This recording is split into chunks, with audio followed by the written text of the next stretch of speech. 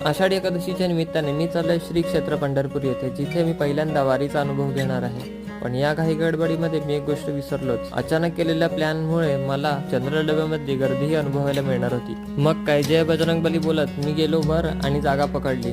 कशी बशी जागा तर मिळाली, पण ही गर्दी बघून तर मला खूप दया येत होती. खरं तर जागा तर मिळाली, पण एकदम भारी, माझ्या साईजला फिट होईल एवढीच. बसल्या बसल्या बऱ्याच लोकांची ओळख करून घेतली. आजूबाजूचे, खालचे आणि मागचे सगळ्यांची ओळख तर झाली, पण हा स्पायडरमॅन ह्याला तरी ओळख करायची बाकी होती. म्हणून जरा घाई गडबडीत पुढे निघून गेला. 9 तासाच्या प्रवासामधले 8 तास तर हरिनामाचा गजर करत कसे निघून गेले कळलंच नाही.